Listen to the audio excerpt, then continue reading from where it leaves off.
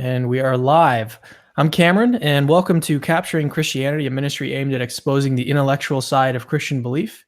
And about once a month or so, I host and moderate a discussion between a Christian and a non-Christian on a topic. Whoops.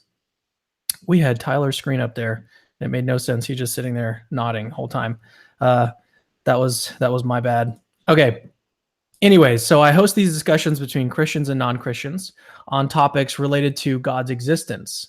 And so today we have a discussion between a street epistemologist and a professional philosopher. They'll be dialoguing on whether we can know that God exists. Now, Hunter Glenn, he is our non-Christian guest. He identifies as a street epistemologist. He believes that street epistemology is a great tool for engaging in dialogue with people about their deeply held beliefs. And he also says he's a layman with an interest in how people claim to know things. And if you want to learn what street epistemology is, if you want to get some more info on it, hit the link in the description of the video. And Tyler McNabb is our Christian guest today. He's a professional philosopher stationed out of Houston Baptist University.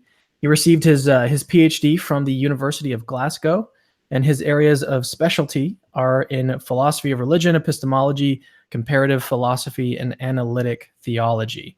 It's a mouthful.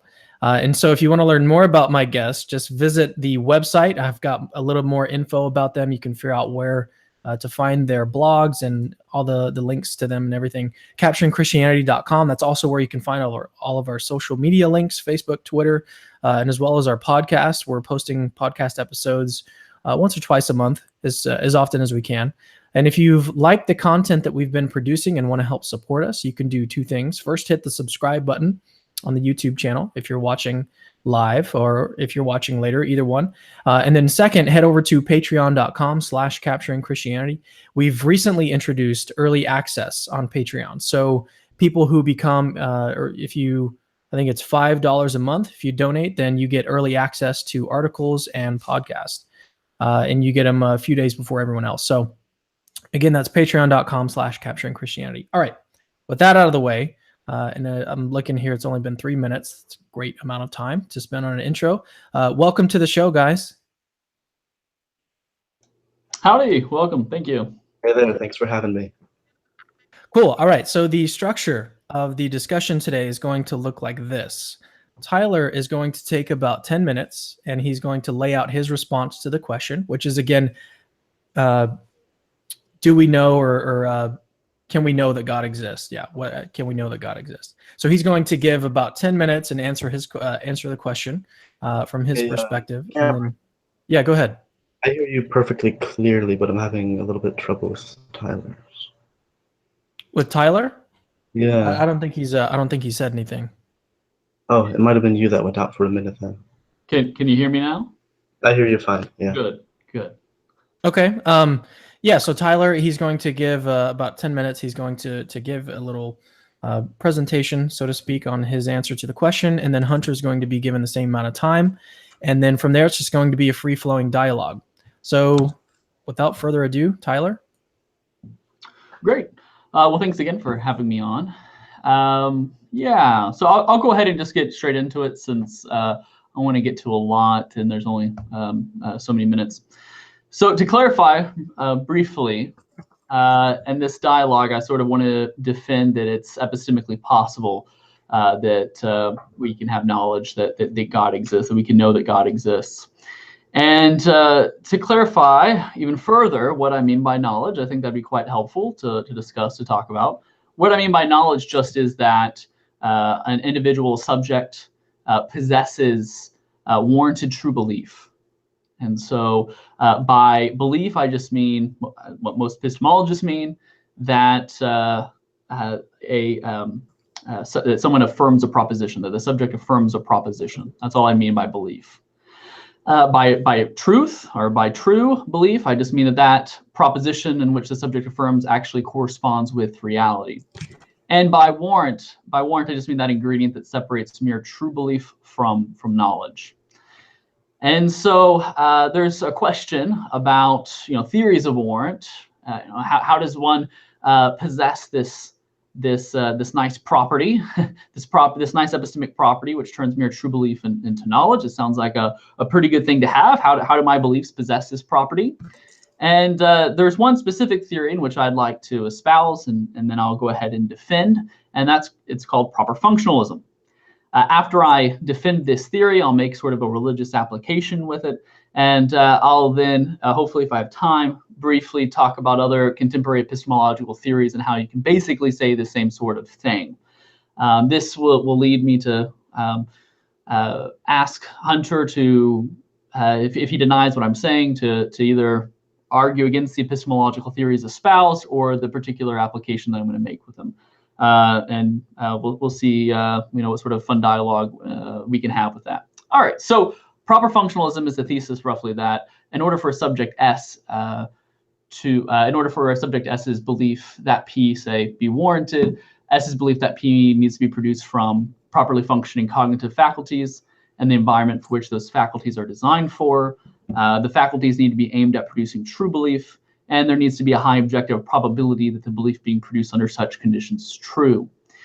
So I'll go ahead and defend each of these conditions. Again, I don't have too much time to go thoroughly and explain what I mean by this, but hopefully in the discussion time, if it needs to be, if that's where we need to spend some of the discussion time, we can do that there. But roughly the idea mainly is that in order for a belief to have warrant, it needs to be produced from properly functioning faculties aimed at truth. We can call it that for short. Yes, so why think that the condition 1 is a necessary condition for warrant? Because the idea is that each of these conditions are necessary, and when you put them together jointly, it's sufficient for warrant. So why think that the proper function condition is necessary? Well, in order to give an argument for the necessity of the proper function condition, I first want to engage an objection to the necessity of proper function, because then I will use that objection, sort of turn it around and actually make an argument out of it. And this comes from the swamp man counterexample. So imagine you're walking through the forest, right? Acting all cool, maybe shooting some b-ball outside of a pool. No? Okay, too old for this apparently. Yeah, so imagine that you're walking in the swamp and all of a sudden lightning strikes and maybe hits a tree, and just all these random conditions are in place such that you're reduced to basically nothing, and a sort of a swamp replica emerges. So if it's me, we'll call him Swamp Tyler, or if it's Hunter, Swamp Hunter. And the idea here is from Donald Davidson's famous thought experiment. The idea here roughly is that Swamp Tyler has the same beliefs that Tyler has. So he believes 1 + 1 is 2, or that Christopher Columbus sailed the ocean blue in 1492. He has the same reasons for holding to his beliefs as Tyler did. I mean, he literally thinks he's even Tyler, right? Nonetheless, Swamp Tyler's faculties have no way in which they should operate. It's not as if you can say that Swamp Tyler's faculties have a design plan. It wasn't given to the faculties coming about, wasn't like directed by God, wasn't even didn't even come about from natural selection. It came about from these crazy random conditions. It doesn't seem, everyone in the literature sort of assumes that a design plan can't be had given these sort of random conditions, at least initially. So Peter Graham ends up arguing that he can acquire one later through history, but as far as I know, the literature is quite unanimous in this. And so the idea is, well, hey, it seems like Swamp Tyler knows that, say, 2 + 2 is 4, or that Christopher Columbus sailed the ocean blue in 1492. But, he doesn't have a design plan. He doesn't have a way in which his faculty should function. So it seems like Swamp Tyler can know, and yet he lacks proper function. So it must be such that the proper function condition is not necessary. Now I'm going to sort of... Can I jump in real quick and just see if Hunter, were you following along with that? Because if we need to back up and bring any clarity, I think it might be helpful. Sure. not just for. I've been taking notes, and if I understand the concept, it's that say a lightning strike reduces a person to atoms, which then, by incredible coincidence, reform in precisely the same form before, which then have all the same beliefs and belief formation processes, But the argument is that the faculties do not have any intentionality into them because they come about by a random process rather than by, say, evolution or a god designing them. And this is said to be a crucial problem for his ability to have true beliefs, or knowledge more properly. Is that right? Yeah, roughly right. I mean, there's a couple of Swampman details I don't think are important to address right now. But yeah, I think you got the main idea. But yeah, so the idea now is that epistemologists are after what epistemologists call it, or what I've termed at least in the literature. Other epistemologists have phrased it slightly differently. What I call a tight connection to truth. And that is, there needs to be a tight connection between the belief being produced from one's faculties and that belief actually being true. There needs to be a tight connection here. And while initially, it might seem that Swamp Man knows certain things or that his beliefs are warranted, upon reflection, actually, it doesn't seem like he has a tight connection to his beliefs have a tight connection to truth. It's not, I mean, you put Tyler next to Swamp Tyler. Tyler's faculties have a way in which they should operate, a way in which they should appropriately produce beliefs. If Tyler formed the belief that, say,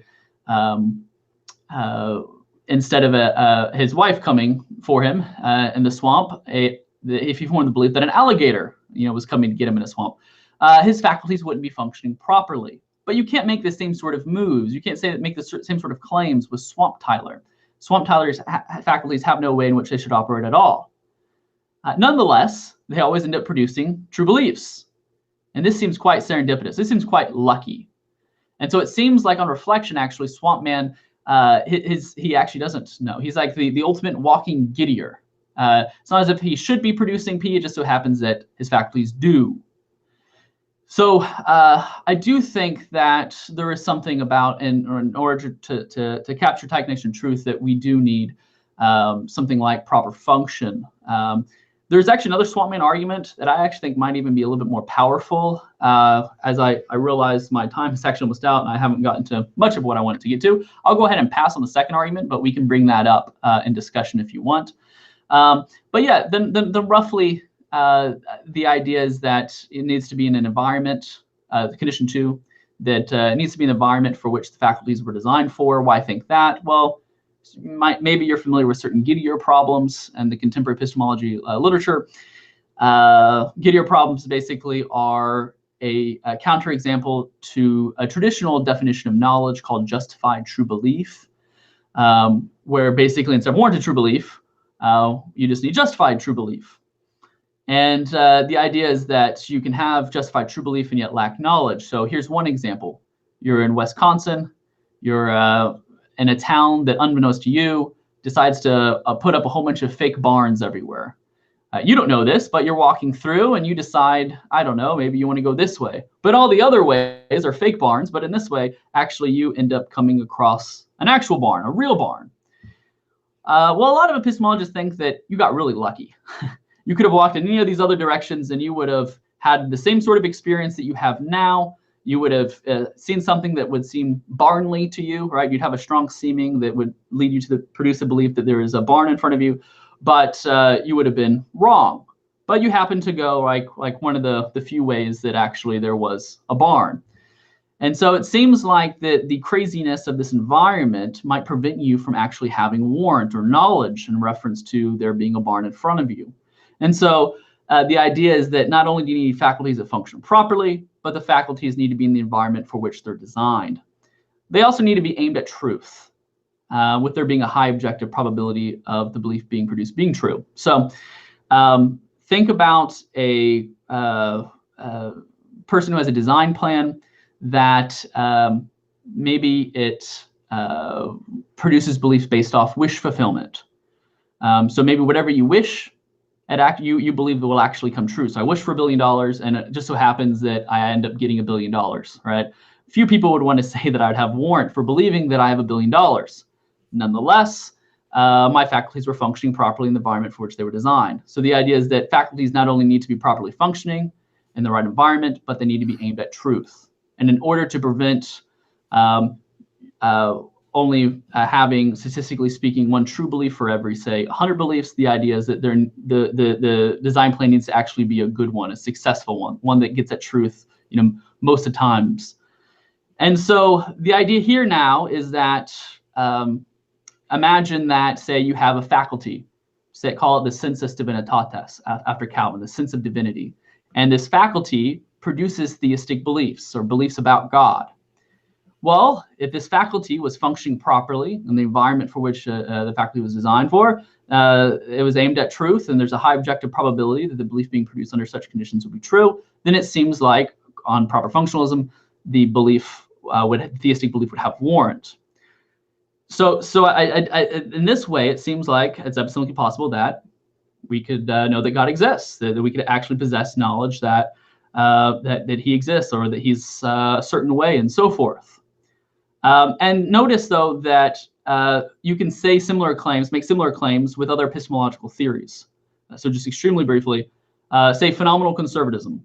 This is an internalist theory of justification, which says something like, if P seems to S, if it seems like P to S, and S is without defeaters for P, then S is justified in thinking that P. So if it seems like P to you, and you don't have any defeaters for P, you're justified in thinking that P.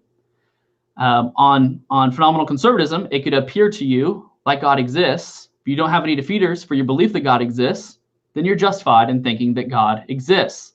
Or take virtue reliabilism or reliabilism. The idea is that you have to have a cognitive virtue or a faculty that's reliable. It gets at truth. It's really good at getting at truth. It reliably gets you there, just like a car can reliably get you from point A to point B. Well, if you have a faculty or a cognitive virtue that gets you reliably, right, it gets you to truth, gets you to theistic belief that happens to be true, then your belief we can be considered justified or warranted. So this is not just something that's particular to proper functionalism. I did want to address proper functionalism, as I did want to give arguments for a particular epistemic theory that you would need to engage with in order to refute the claims. But this is something that amongst, these are really popular epistemological theories, phenomenal conservatism, these virtue reliabilism, and so forth. So it's not something just unique to this, that you can make the claim that belief in God can constitute warrant, or could he possess warrant, or could constitute knowledge. So that's roughly where I'll go ahead and stop. All right, so Hunter, where would you like to begin? Do you have anything prepared that you'd like to talk about, or do you just want to dive right into it? There are a couple things I'm going to want to go over, but I'm going to have to beg your forgiveness just a second here. I need to plug in my computer, so give me just 20 seconds here. Sure. Okay. And so, Tyler, you covered what? Proper functionalism. You also talked about phenomenal conservatism. Yeah. You talked about virtue reliabilism, and then you also just talked about reliabilism more generally, right? So those are four different theories. And now, what interests me, I like to categorize these epistemological theories into whether it's an externalist theory or whether it's an internalist theory. What are your thoughts on that? Is that a helpful classification? So internalism is the thesis that you need to have access to the properties which confer justification, while externalism is just the denial of that thesis. And so phenomenal conservatism can be categorized as an internalist theory, while the virtue reliabilism, proper functionalism can be categorized as an externalist theory. So yeah, something like that seems right. All right, so Hunter, where would you like to begin? Okay, I'm back. I'm going to share my screen here. Okay. And just type up some notes while I talk about a few ideas. This essentially sums up how I approach calculating the likelihood that a given belief is going to end up being true. It's a combination of two factors, which is a certain kind of evidence for it, and then on the other hand, the information included in the belief. So this refers to, one, if there's anything at all, it can be a feeling or a sensation. If there's anything, that helps us know if we are living in a world where something is true as opposed to if it's false. And then the information of the question is going to be how many separate pieces of information have to be simultaneously true in order for the idea or the concept or the hypothesis to end up being true. I want to start with evidence. Now, I know, from what I understand, Tyler, you're using something called reformed epistemology. I think that's right. And reformed epistemology explicitly isn't even trying to use evidence. That's not really its approach. But I'm going to use something called Bayesian evidence, which is a broader category. And I think even reformed epistemology does rely upon this broader category of Bayesian evidence. The concept being simply that any kind of observation at all, which is different, if a theory is true or false, can allow you to tell if the theory is true or false. I'm going to give an example here. If we conceptualize two worlds, one in which X is true and one in which Y is true instead, we can then look at the actual world and try and figure out if it matches world 1 or if it matches world 2 instead. Now, suppose X is true, and according to X, we should live in a world where elephants have long noses, right? So then we look in the actual world, and we find that elephants do indeed have long noses. And we might at this point stop and proclaim victory, because look at that, theory confirmed. But we haven't looked at the other half of the problem yet. And if we don't look at the other half, the whole method doesn't just become a little bit less effective or half as effective. It's completely pointless and worthless until you look at the other part of the question, which is what happens if Y is true? And as it turns out, if Y is true, elephants also have long noses. And so we see looking at long noses doesn't tell us anything about whether or not world 1 or world 2 matches the actual world, and if X or Y is true. So the evidence value is going to be 0. Now let's use a specific example. We're going to use Newton versus Einstein. Both of these theories are perfectly fine with elephants and their beautiful long noses. So the observation that elephants have long noses is no use at all for distinguishing between them. However, Newton is going to predict something about the angles of light during solar eclipses. And Einstein is going to predict something else, other angle. And so what we did historically is we went out in the actual world and we looked at the angles of light during a solar eclipse. And we found that it was in fact the other angle predicted by Einstein, which we perceived. And this was evidence that Einstein was on the right track rather than Newton. It wasn't enough that Einstein's theory predicted it. It had to be that Einstein's theory predicted it and Newton's theory did not. There has to be a difference between them. So the evidence value here is some, and we can calculate precisely how much that is. Suppose Newton, it's not impossible that by some crazy coincidence, the angles of light could end up being strange on a isolated incident. So Newton might say that there's a 0.01 chance that the angles would be like Einstein says, but Einstein says it's a 0.99 chance. And so the calculation here would be 99 to 1. So if at first we were thinking that the odds that Einstein or Newton were correct were even, 1 to 1, after viewing this evidence, we have to adjust that. And we're going to end up saying that Einstein is 99 to 1, more likely to be the correct theory. Now we can apply this to the idea of, say, a god. We might suppose world 1, that a god gave us a sense, or in some other way, caused us to feel sensations that there's a god.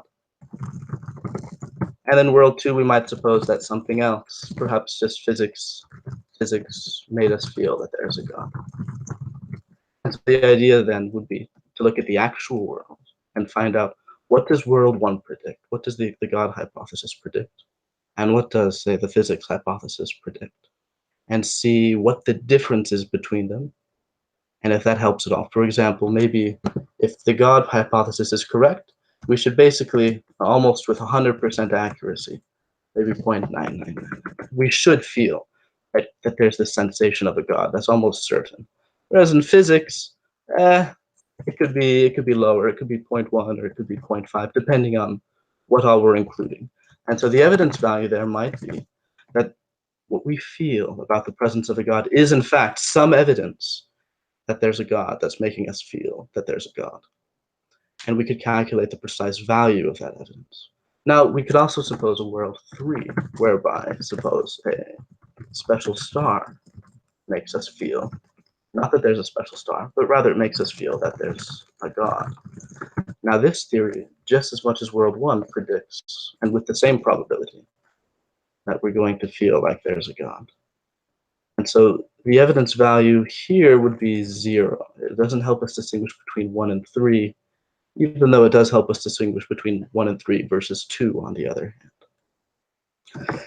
There's a fun little riddle you can use to test if sort of we're getting the idea of how this sort of comparative evidence idea is working, which is to say, and this is completely true, which is that I have a device which can beep reliably and consistently with near 100% accuracy if you place it on top of a winning lottery ticket. I actually have such a device. With almost 100% certainty, if you place it on a winning lottery ticket before the numbers are announced and you push a button, it'll beep. I call it a winning lottery ticket detector. Now, the key thing to realize here is that the detector also beeps for losing tickets. So, you see, it's one thing to say, look, it beeped for a winning ticket, I can declare a victory, but as it turns out, it's just a beeping device. It beeps for winning and losing tickets. So it's useless for distinguishing between the possibilities. If you stop short and only say, look, I beeped for the winning ticket, you might get the wrong impression. It's important to use both comparisons. Now, the other idea I want to talk about is information density. How many things need to be true in order for the theory to be correct? We might suppose we come upon a crime scene. And hypothesis 1 is that the hair we find at the crime scene comes from one person. Hypothesis 2 might be it comes from each individual hair comes from a different person. Now, both of these theories have the same amount of evidence for them. There's the hair, just like both hypotheses predict. The evidence is equal. Should it not be the case, then, that we should give equal credence to both hypotheses? And yet we intuitively sense that that second one is not quite so good. I feel good about our odds about hypothesis 2 here. And what we are intuiting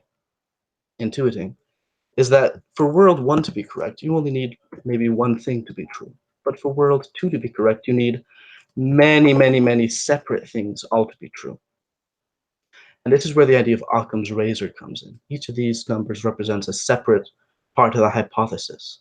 And Occam's razor says, look, we pretty much know one of these things is true, but we can't prove these other ones. We don't see anything which allows us to say that they must be true. Let's just sort of put these aside. We won't say that we know that they're false, but we'll certainly not put them on the level of what we do know to be true. There's a danger to not following this principle. You can imagine a machine with only 5 parts. Now, any one of those 5 parts could fail and the machine would cease to function. But you could make the situation much worse if you made the same machine with the same function, but you used 100 separate pieces for it. The more pieces there are, the more likely it is that one of them will end up failing. The more there is to an idea, the more likely it is that something somewhere in it is not quite right. And so the idea is when you want to judge between two hypotheses, you have to take into account first, how many separate things does the hypothesis require to be true? And then second, how much evidence is there to improve the odds that that hypothesis is true? Bayesian evidence, the widest kind, the broadest kind of evidence. It's worth pointing out that Einstein's theory is more complicated than Newton's. It did require more things to simultaneously be true. So it did have a disadvantage in terms of information density. And that's okay, though. It was able to make up for its disadvantage by having so much more evidence for it. And the same could happen for a more complicated theory. I would say, for example, that the God hypothesis also agrees with physics. I mean, the way most people believe in God, they would implicitly agree that physics is true. And the non-God hypothesis also says physics is true, and then it stops. And the God hypothesis adds some extra information. It says, along with physics being true, we're going to say that there exists a certain being and that it has certain feelings and intentions and that it has performed certain action. So it starts out at an information disadvantage. But that can be made up for if there's some compelling Bayesian evidence, not just scientific or legal evidence, but anything at all which can allow us to sort of strengthen that more complicated theory and bring it ahead of the simpler theory. And that would be how I would say that kind of hypothesis could end up winning. So Tyler, why don't we go ahead and bring you in here? And I guess if you want, you can comment on both, because he talked about the Bayesian type of evidence, and then he also talked about the information density, which is a longer way of just saying simplicity. The simplicity of a hypothesis also weighs. It's also a more precise way. Sometimes we get confused in the nuances of simplicity versus information density. Tyler. Yeah, so a couple things. Thanks for that. While I would like to, I think it's fun. It's to engage in Bayesian probability in reference to the hypothesis, say that a maximally great immaterial mind exists, which I think is extremely simple compared to the hypothesis that say there are many universes that contain many sort of substances and so forth. Well, I think it's important and fun to engage the intrinsic probability of both these theories, or the predictive power of the hypothesis, and calculating these to see which was more probable. That's actually not in reference to what I argued for earlier. What I argued for earlier, actually, so on proper functionalism, the design plan could be such that it's actually reasonable, rational, the belief would be warranted, if we could be designed to actually need to ignore a particular inference, a particular probability delivered by the theorem. A thought came to mind when you were using the terms justified and warranted and so on. Mm-hmm. Do these include at least also the idea that the belief is likely to be true? Yeah, so that's what I'm saying. A belief that you could think that the probability, it might be such that a belief P isn't probable given some sort of Bayesian inference. Nonetheless, the design plan of our cognitive faculties still is such that even in light of recognizing a low probability, the design plan can be such that we're still designed to produce that belief. We still have strong seemings or phenomenological happenings such that the design plan require us to. Well, I'm just wondering if we're talking past each other a little. Yeah, so that's my system definitely aims basically at only one thing. It only really aims at if the belief is likely to be true, and not necessarily if it's warranted or justified. And I'm wondering if yours is the other way around. So that's what I'm saying, is that I sort of laid out. I defended one epistemological theory and laid out several others very briefly, and argued that on these sort of meta-epistemological theories, it seems like the thesis which I was arguing for would be the case. But I think you thought that reformed epistemology assumed sort of a Bayesian system or Bayesian inferences in reference to how a belief is warranted, and that is not necessarily the case. I think there is an application in the sensus divinitas, but I just want to get this clear right from the beginning. Are we actually in disagreement? Like, could it be true that a belief is simultaneously likely to be true, but somehow not like warranted, and vice versa, that a belief could be by definition warranted, but not necessarily likely to be true? Mm-hmm. In reference to a Bayesian calculation, yeah, that's right. So is there really necessarily any contradiction at all here? No, not at all. Unless you just assume a principle such as a belief can only be warranted if it's the most probable hypothesis given a Bayesian inference. I mean, unless you assume that, which would beg the question. So what I'm thinking is that, I mean, I'm sure that warranted and justified and so on are very specific. Probably like the definition is very well nailed down in professional philosophy. Yeah. It's not at all my area of expertise. Sure. And so I may well agree that these beliefs are not in the layman's terms, but in the professional philosophical. Yeah.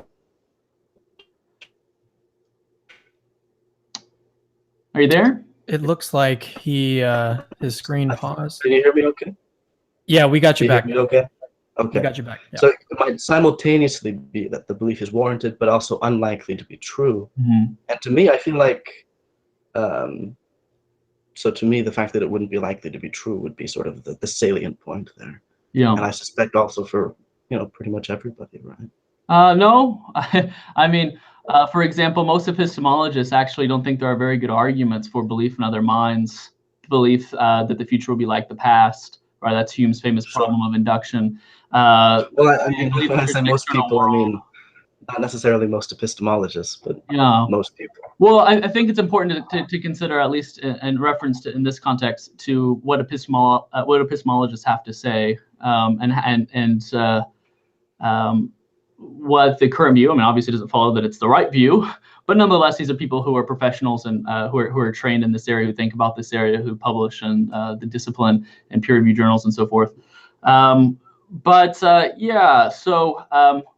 I mean, if you think that you always have to have the belief be more probable, I would sort of challenge you to, do you have good arguments that the universe wasn't created 5 minutes ago with the appearance of age, or that other minds exist, or that the future will be like the past, without obviously assuming the future will be like the past? So that'd be one. Secondly, again, I espouse meta-epistemological theories. I defended one specifically. And then I gave a religious application. So it seems like to me you would need to, on your part, to argue that I wasn't successful in defending my thesis. You would need to either attack the epistemological theories or attack the sort of religious application. And so I guess I'll say these two things and I'll leave it in your court.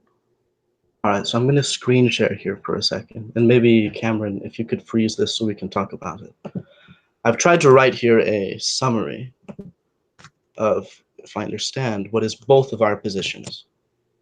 That a belief may be warranted, but simultaneously less likely to be true than another belief, which may not be warranted, but is also more likely to be true. Are we on the same page as far as that is considered? Simultaneously be less likely to be true, given some Bayesian inference or something like that. Just to clarify. That yes, that's right. So I guess my question is, supposing there's somebody who wants to hold true beliefs, if this system doesn't necessarily help them, isn't the best one for finding a belief which is likely to be true, is there some? Why would they use it? Like, what does it have going for it? Which system? Is the term reformed epistemology? Oh, so just any of these epistemological systems. Yeah, so these epistemological systems aren't devices to help us, at least wholly or directly, let us know what's true and what's not true. These are sort of like meta systems for figuring out when we can say a belief is justified or warranted or rational.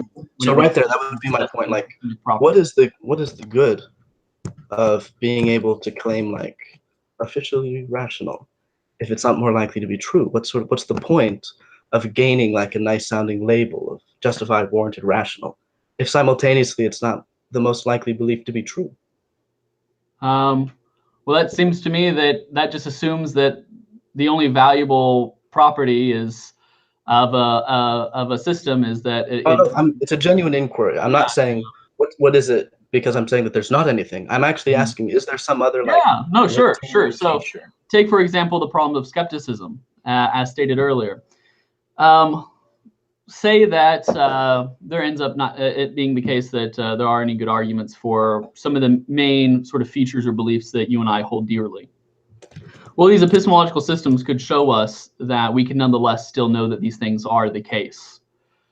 That's one thing that is quite important. I think another advantage. I want to catch on your phrasing here, because this time you said that we could nicely. Do you mean that we would be justified in believing it to be the case, or would it actually be most likely to be the case? You broke up. I couldn't hear you. Okay, can you hear me now? Okay. Okay.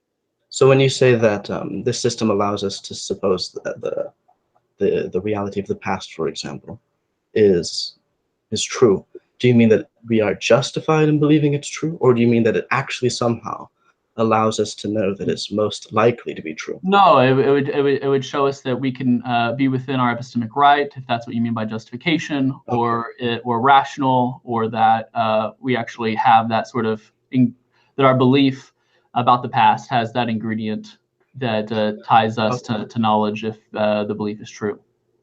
Okay, so I think I'm seeing sort of a fundamentally different approach here, which Cameron suggested might be the case.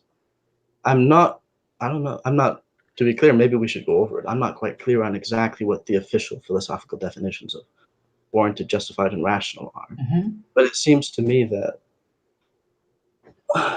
it hardly matters if we gain all of these like titles and like flags we can wave around and say, look at us, we've got the nice labels here, if simultaneously we actually know that it's not likely to be true. No, I mean, you don't have to think that simultaneously it's not likely to be true. And so again, I specified not likely to be true also by way of some Bayesian inference. I mean, you're going to think that it's true. You're going to believe proposition P, even though some Bayesian inference doesn't necessarily agree with it. But you're still going to think that it's true. That's why I made that specification earlier. Let me define these terms briefly. Before you do that, let me jump in here real quick to give an illustration that Plantinga gives that I think is really helpful. And Tyler, you're really familiar with it. Basically, it's the idea that this guy is brought before a judge. He's accused of this crime, yet he remembers that he was sitting at home thinking about street epistemology, for instance.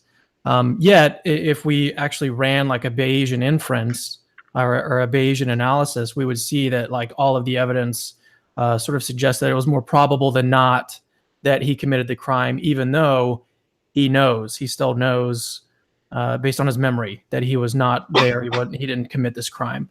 That's sort of a standard illustration that's given to sort of combat this idea that this Bayesian inference is like the be all end all. Sure, Bayesian. I mean, it's just probabilities, of course. If you're 90% sure of some things, no, but one out of 10 of the time you're going to be wrong. No, it's certainly no claim that you're always going to be right, only that you're more likely to be right. Yeah. So Cameron wasn't saying this. Wasn't saying that, but the idea is something like this. Have you seen Prison Break, the TV show?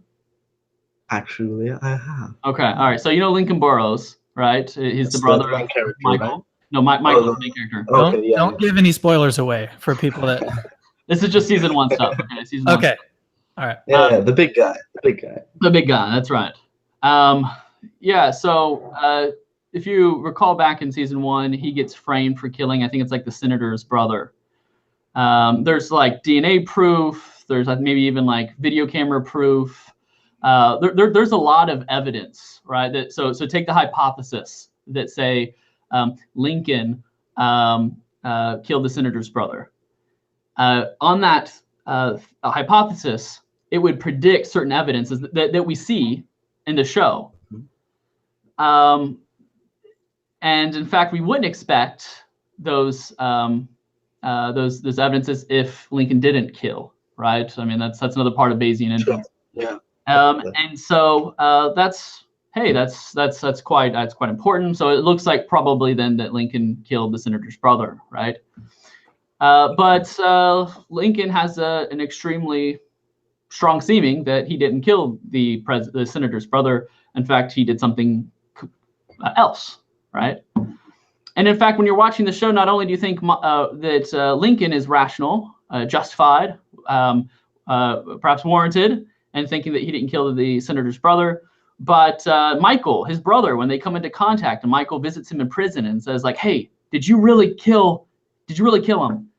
You know, there's sort of non-conceptual resources here that Michael avails himself to, a particular relationship that he built and developed. It sort of makes this trusting of Lincoln, despite the evidences or the probability, rational to think that he could trust his brother and rationally believe that his brother didn't kill, and thus this motivates him to enter into the prison and help his brother escape.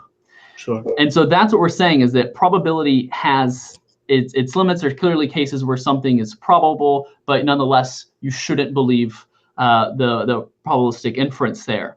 And I wonder, could we suppose that if I just saw an episode of, do you know Black Mirror? yes, I've only seen a few of them though. Okay. Well, there's one.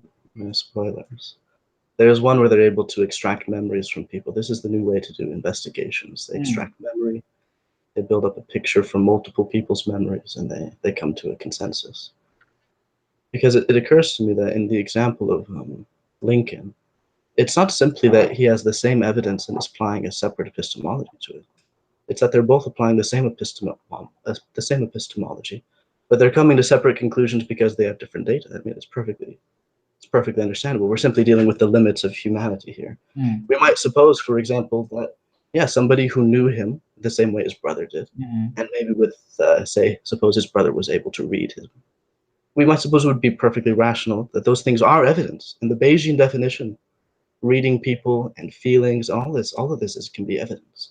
And it may well justify, not only justify, but it might be the case that the Bayesian evidence provided by these things makes this the most likely hypothesis, that Lincoln in fact did not kill the senator. And so I think maybe that there's no real contradiction here. So in reference to this, the idea, I like to, in reference to this, call it a objective probability, trying to analyze the situation with the objectable shareable evidence. So the idea is that when one assumes that one should always believe that, in which is sort of, given the objectable shareable evidence, and I wouldn't say that. I wouldn't say that. Then this would follow. Right. So let's say that it's an imperfect system. It works all right, but I wouldn't say that that's the right way to do it.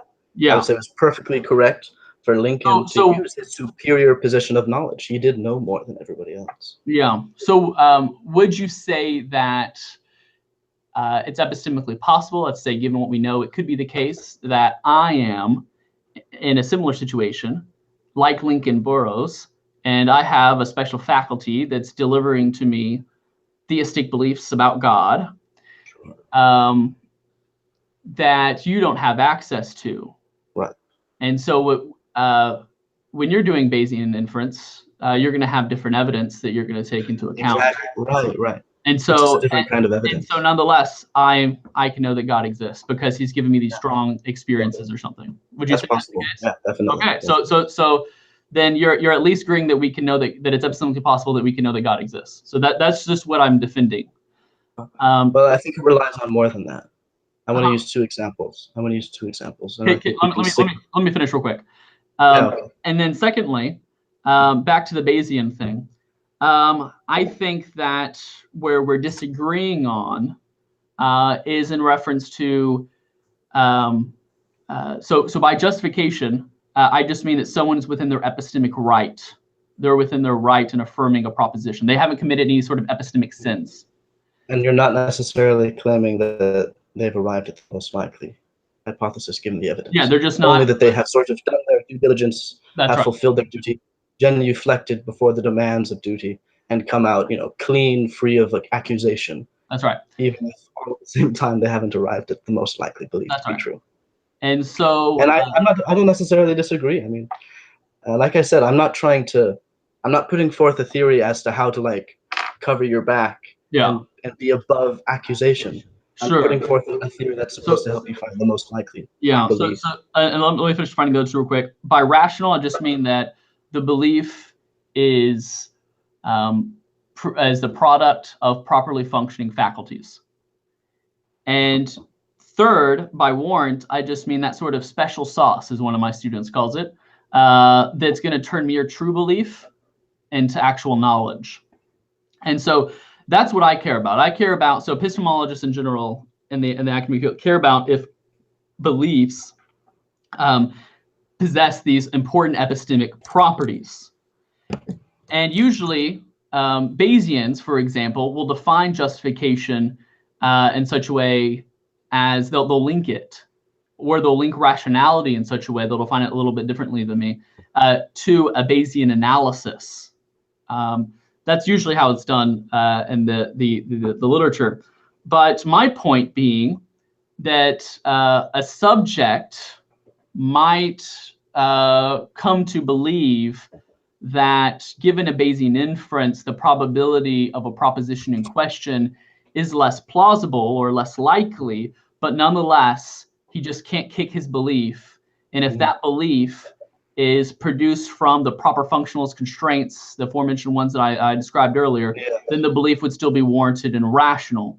Right, warranted and rational. And so if you think that's at least epistemically possible, then again, you would agree with the thesis of Reformed epistemology, that it's possible, given what we know, that belief in God could be warranted. We can know that God exists even apart from argument or Bayesian inferences.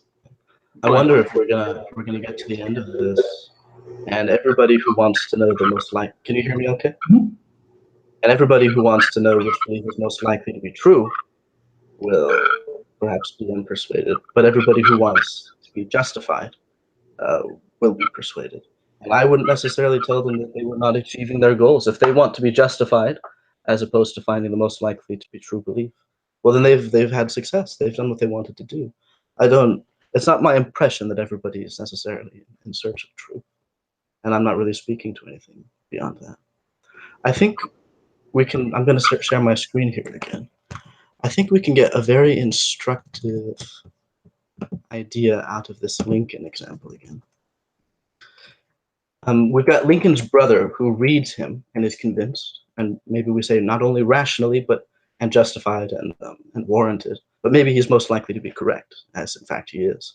And second, you have Lincoln's own memory, which tells him he's innocent, which again is evidence, and that may well justify him being true. But suppose that humans had a different psychology. Suppose that we didn't actually function the way actual humans do. Suppose that we were, for example, perfect liars. In a world of perfect liars, there's no such thing as an ability to read people. And the appearance of sincerity is zero evidence. If you're lying, you're going to look like you have perfect sincerity. And if you're telling the truth, you'll also look like you have perfect sincerity.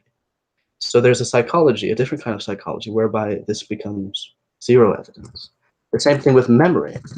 I don't know if you saw the episode of Black Mirror where a guy gets implanted and his perceptions are being messed with. And at some point, it becomes perfectly clear that he should stop treating his memory like evidence, because it's not evidence anymore. Once his memory becomes malleable, it ceases to be evidence.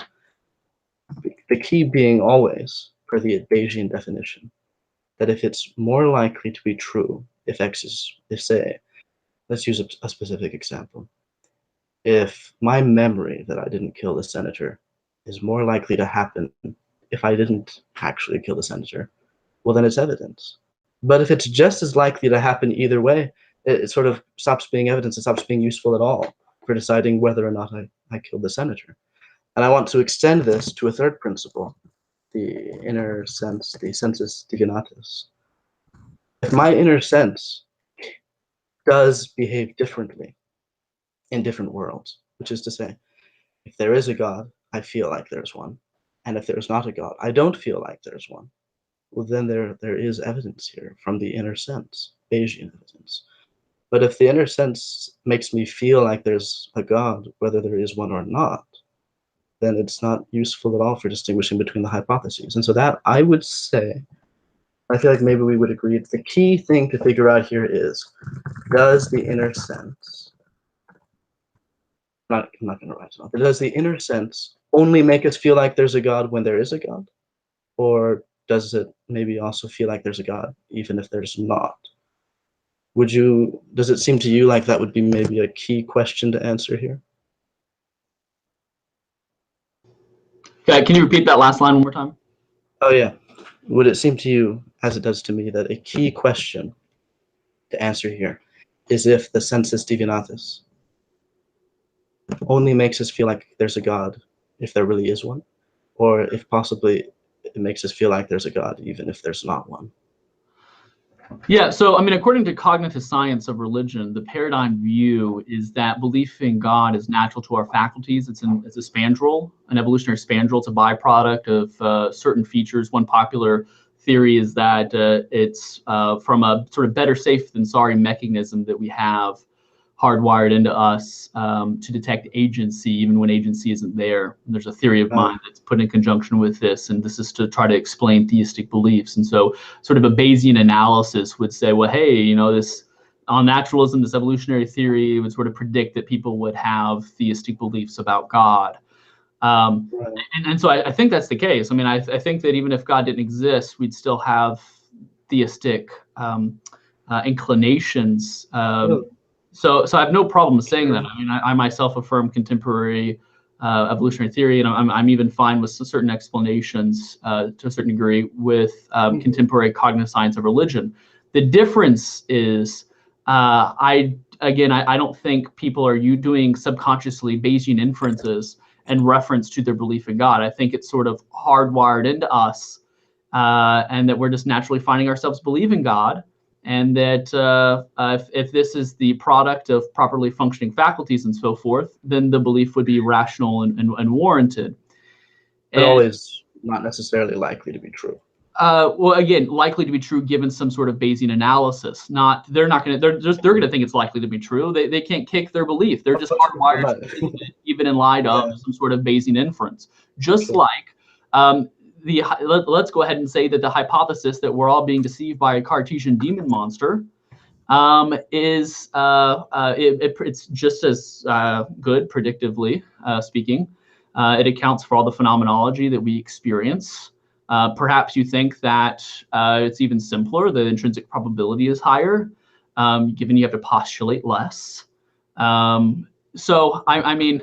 Let's go ahead and say that some sort of Bayesian inference is going to deliver to us that it's not probable that other minds exist. I know there are a few Bayesians out there who disagree and try to argue otherwise, but let's go ahead and, at least for argument's sake, and say that's the case. Well, what's the rational thing to do? Is the rational thing to believe that other minds exist or to give it up?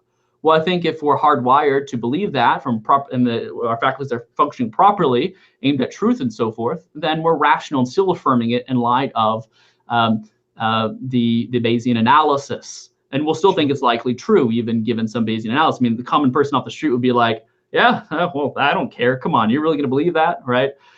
That's why I think it's more relevant to address these epistemological systems. It seems earlier, maybe I have mistakenly heard you, which is possible, but it seems like you're quite open to the view that it could be such that a subject is justified or rational or even warranted in their belief that God exists. And so if that's the case, then we're both in agreement that it's absolutely... I'm surprised how little we actually have ended up disagreeing. Yeah. I assume there would be some sort of conjunction between justified and likely to be true. Like I said, it might just be a question of different goals. Like if you want the most likely to be true belief, well, again, you're going to think that it's likely. You're going to think that it is most likely, and the way to get it likely to confirm your. Do you really think that? I don't know. Is that inner impression really that important? Whether you think it's likely isn't really the point, right? Can you explain a little bit? I'm not sure I follow. It's just like if you're making a mistake, then it hardly seems worth pointing out that you don't feel like it's a mistake. That's true of every mistake. Yeah, but it doesn't follow that if those right conditions are in place, the belief wouldn't be rational. It's not warranted. Yeah. Like I said, it's just different goals. If you want this, if you want most likely to be true, you go with something else. So the difference is you're using a Bayesian analysis, which by the way, I actually think shows that theism is likely the case. But again, that's sort of a different conversation. You're using Bayesian analysis to say something like, whatever is most probable given a Bayesian analysis, then we should believe it. That's what it seems like. To me, it stops right there. We're going to leave it at a strict tautology. Whatever is most likely to be true is most likely to be true, and do with that whatever you want. If that's what you want, then take it. If you want something else, like no. This is where I think you're having a little bit of a misunderstanding. It's not likely to be true. Like it's not like I'm going to do a Bayesian analysis, and I'm just like, yeah, well, that's more likely than my theistic belief, right? Given that the Bayesian analysis is in conflict with the theistic belief. You know, granting that that's the case. Obviously, I don't think that is the case, but we'll assume that is the case. Well, hey, I'm just going to stick with my theistic belief, even though I know it's not as likely to be true. I mean, that's not what's going on here. What's going on here is just like the belief in the other minds. If I may, I just want to clarify before you continue. You think you can get to God by Reformed epistemology and Bayesian epistemology. But it's plausible somebody might think, well, the Bayesian doesn't work, but the Reformed does. And that person might well say, no, it's true that this is less likely to be true, but it is warranted. So I'm going to go with that. So again, that's the part where I'm disagreeing with. So it's okay. At the end. It's the same situation. Again, we're granting, for argument's sake, that there's no good Bayesian inference to get us to the belief that, say, other minds exist, right? Okay. In this case, is the person who realizes this or who comes to this conclusion, are they going to say, well, I guess it's more likely that God doesn't exist? No, they're going to say, no, I still think it's more likely that God exists. I just think that this Bayesian inference, Bayesian probability is a nice mechanism to oftentimes lead us to truth, but it's not this sort of foolproof mechanism that will always deliver no, certainly not. On such occasions. So that's what I'm saying. So you're saying, I mean, I still think probably it would be possible, but I think you're right that in the majority of cases, people would tend to say mistakenly that, oh, I feel like it's most likely to be true, even though maybe if they were to walk through the steps, they would realize, well, I'm not actually, that's probably not necessarily the case. You tell them, hey, this is what this Bayesian inference leads to. You should believe it.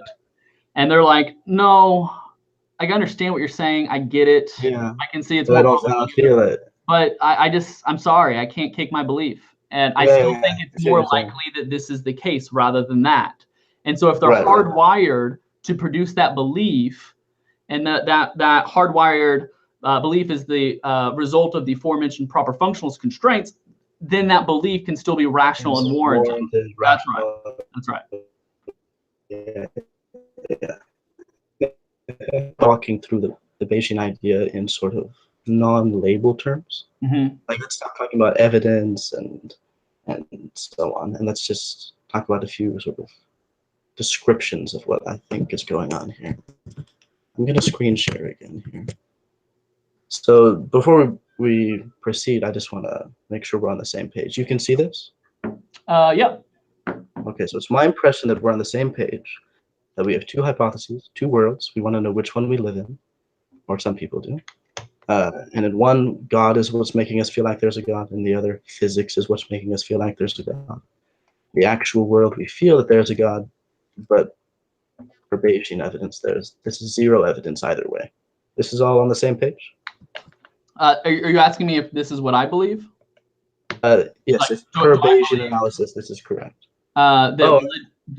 You think that there is Bayesian evidence, right? Yeah.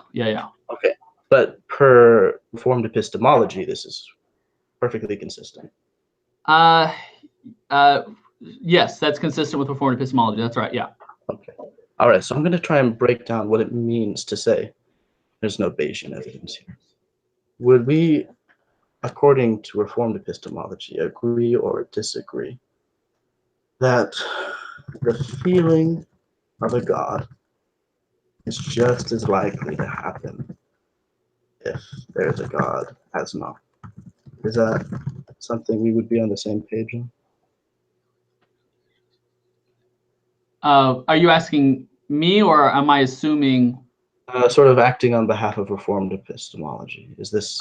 So Reformed epistemology is just the thesis that belief in God can be justified or warranted apart from argument. So it doesn't necessitate a particular view of Bayesian probability. But if you're asking, is it consistent with or is it compatible with the sentence you just wrote out? Yes, but it doesn't entail that sentence. Right. So according to Reformed epistemology, you might well agree that this is true, but then insist that that there's a God anyway, and still on the basis of the feeling that there's a God. Yep.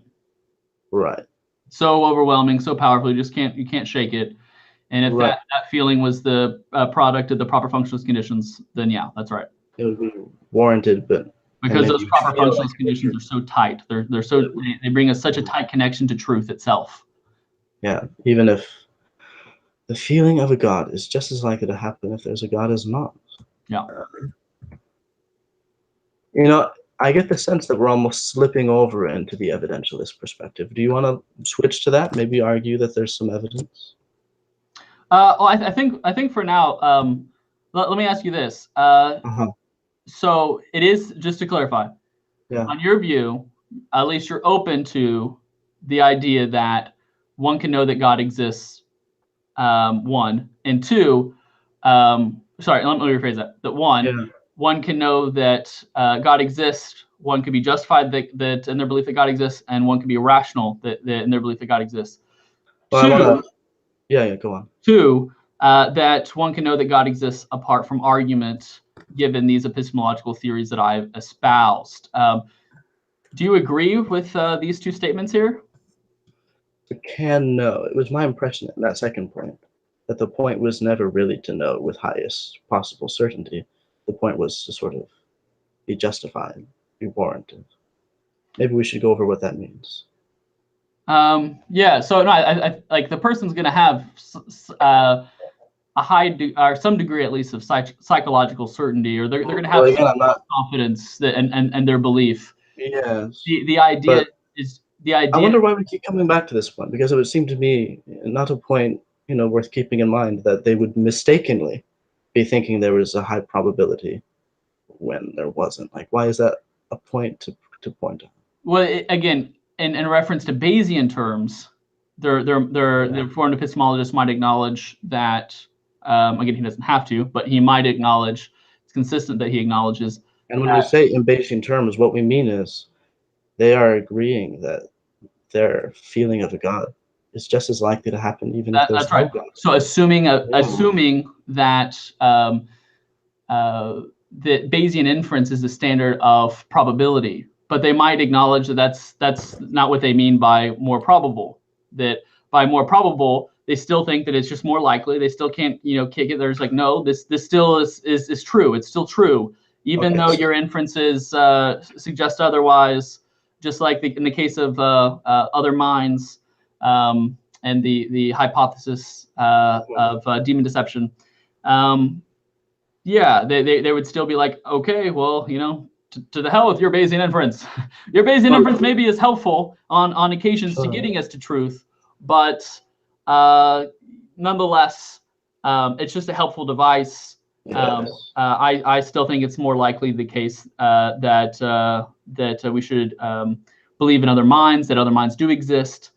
So in such a case, such a person would simultaneously agree that one, there is nothing they have ever experienced which is more likely to happen if there's a God as not. And two, they believe there's a God anyway, even though there is nothing that indicates that there is any more likely than if there's not. On a Bayesian inference. No, we don't. That is Bayesian. We don't have to put Bayesian on it. Well, that's already the reduction of Bayesian is. No. So what we mean just when there's different ways to use probability and to talk about probability, right? And so I'm thinking this is in part where the confusion's getting. Someone could still think that no, this is more likely the case, or no, I just think it's the case. No, this is the case, that's right? That's the conclusion. Yes. And still think that it's not probable given some sort of Bayesian calculation. Yes, and to be clear, when we say not probable given a Bayesian calculation, what we're talking about is they would agree that there is not a single observation or experience they have ever had which indicated in the slightest that there was any God. So the person who is trying to figure out how to get out of how to respond to the hypothesis that there are no really other minds that exist, they have the same exact problem. And in that case, I think most people's intuitions would say, well, that's okay. And this, I'm just saying, let's apply it to religious belief too. Oh, I'm not disagreeing. Most people would think that way. Yeah. I suspect that. Well, I have a strong statement that it's true. Oh, sure. So does everybody. I also think that there was a the time when, Lincoln for example there was a is strong seeming that dropping two objects, for example, of separate weights, it seemed very intuitively that the heavier one would fall faster. But I think if you show people enough times, it begins to adjust their intuitions, just like education tends to do to a lot of things. So you could constitute defeaters for my belief, which is going to decrease the warrant or decrease my certainty, psychological certainty that I have for the particular proposition in question. Yeah, that's absolutely possible. So Christians need to engage defeaters.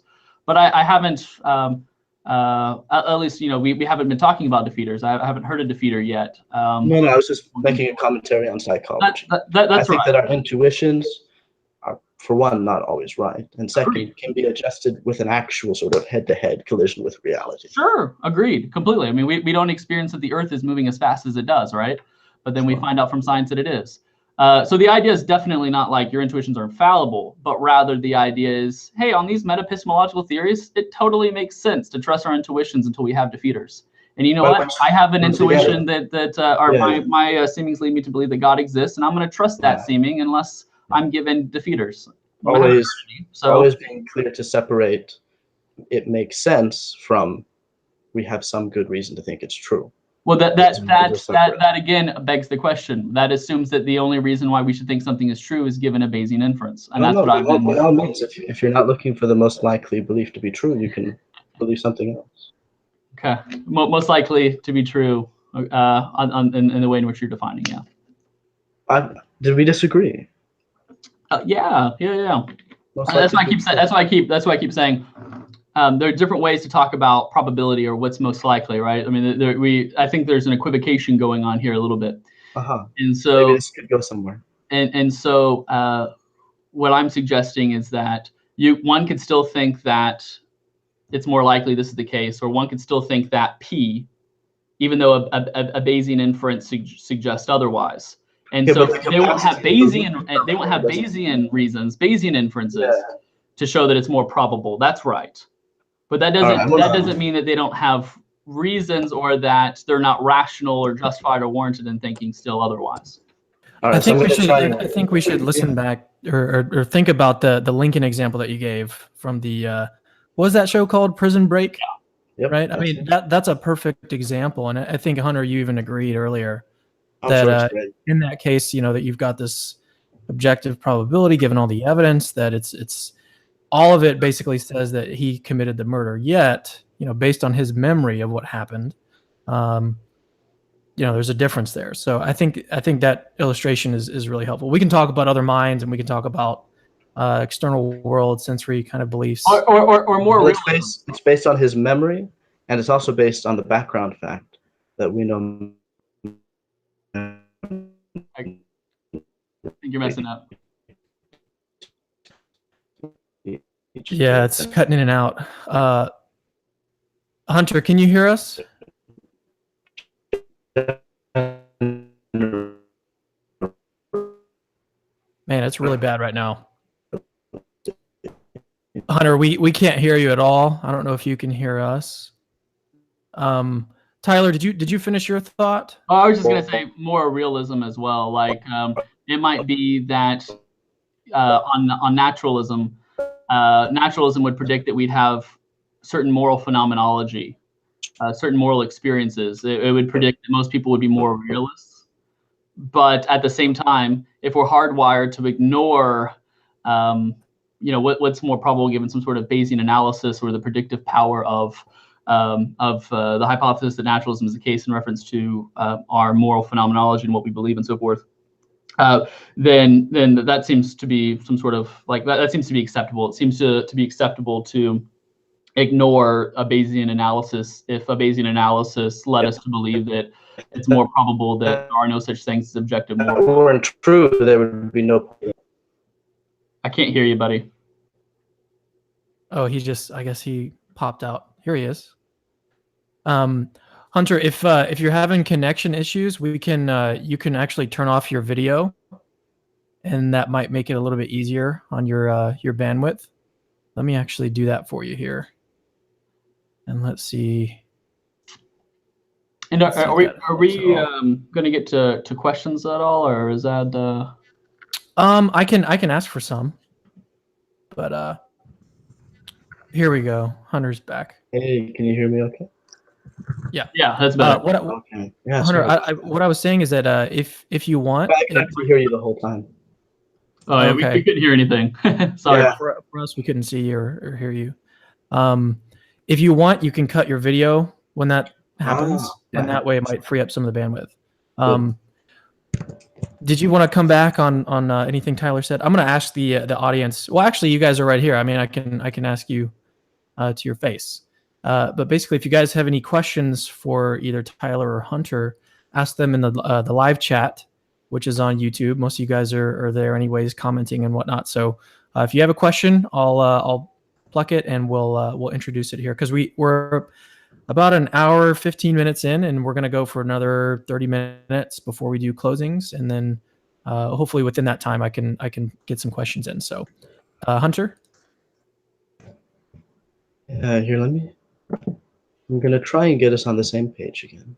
This is, by the way, one of the primary techniques of street epistemology. It's really more like a series of conversation or social skills than philosophical technique. So I'm just going to try and see if we're understanding each other here. Can you see my page now? Uh-huh. Okay. So if I'm understanding, a reformed epistemologist might say these three things. Mm-hmm. There's nothing they've experienced which shows that there's a God. Mm-hmm. Is that good so far? You with me? Yeah. If there is nothing I've experienced which shows me there is a God, again, it depends on what you mean by that. Show. Huh? It depends on what we mean by show, right? Yeah. Which is, we can always reduce it, which is, it's just, I try to find a shorthand eventually. There's nothing I've experienced which is more likely to happen if there's a God than not. Is that right?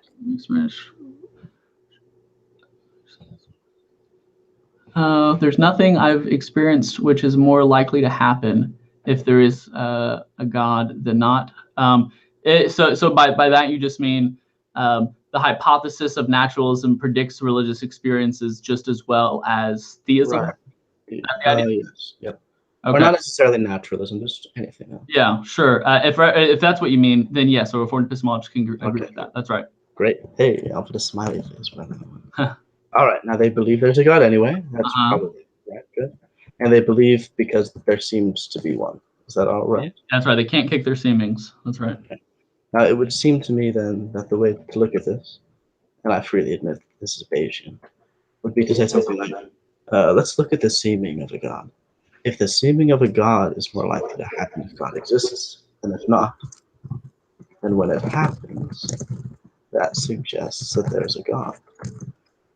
Does that make sense? Yeah. So that's just a normal explanatory power of the hypothesis on a Bayesian inference. So I know that's what you would say. That's right. Okay. So what now, a reformed epistemologist could agree to this too. They wouldn't necessarily claim otherwise.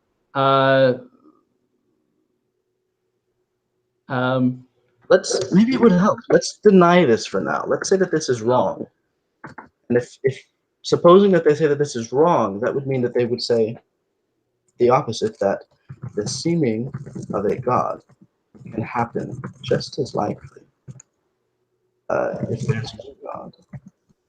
And yet, it suggests that there's a God. This would be. So I wouldn't say suggest that in itself suggests. Okay. Would there be something else? Sure. The seeming of God can happen. It's just as likely if there is no God, and yet, nonetheless, it's rational to still believe in God. Something like that. That's what a reformed epistemologist. Okay. So if I were to say, and let's see. So I'm not denying it could be rational. For example, this could be true, and yet it's rational to believe anyway. Like this would be correct. The seeming of God is more likely to happen if.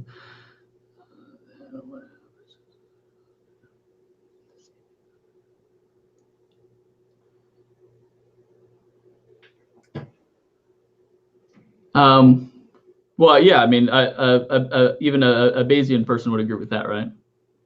Oh yeah, I've got an opposite here, don't I? Yeah, yeah. Let's see. How about this? That's equally likely to happen if God exists or not. And when it happens, it doesn't suggest that there's a God, and yet it's rational to believe anyway. Would this be maybe a sort of summary of this approach?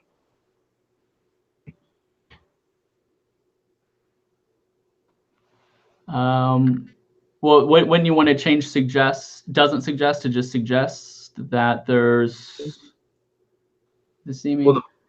I'm not attached to the word suggest, but the point to communicate here is that there is nothing about the seeming which is more likely to happen. If the seeming of a God is equally likely to happen if God exists rather than not, then when it happens, it doesn't. Sorry, guys, I'm gonna have to jump in here because this is a little confusing, and Yeah. not just to me, I'm sure to everybody. Hunter, can you just can you make your point maybe a little bit quicker so that we can get to these? I'm not exactly pursuing a point. I'm trying to get us on the same page. Like, this is my understanding, and I want to see if Tyler can sort of sign off that I've properly understood rather than misunderstood. Yeah. So I'm gonna. I think it's just worded a little strange for me. So I'm gonna say something, and you can let me know if that's roughly. Yeah. Okay. Yeah. Go for it. If theism predicts, if theism and naturalism have the same predictive power in reference to, what we would expect regarding religious experiences. So if theism and naturalism both predict that we'd have religious experiences, and thus there's no sort of Bayesian advantage, at least within the predictive power part, the explanatory power of Bayesian inference, then nonetheless, even if that's the case, nonetheless, it could still be rational and believing that God exists from one's religious experience. That's what a Reformed epistemologist would say. I think we're on the same page. Yeah. All right, cool. It's when you say no Bayesian advantage that I want to reduce. By no Bayesian advantage, we mean just as likely to happen if the hypothesis is false. Is that a correct description of what it means to say that there is no Bayesian advantage? Just as likely to happen if the hypothesis is false. I mean, well, there's more things to consider within a Bayesian calculation, but yeah, I think that's suitable for our purposes. Okay, so that's what I mean when I say it doesn't suggest. Yeah. So we might say instead. That's right. That's what I was trying to say earlier. That's what I was trying to clarify earlier.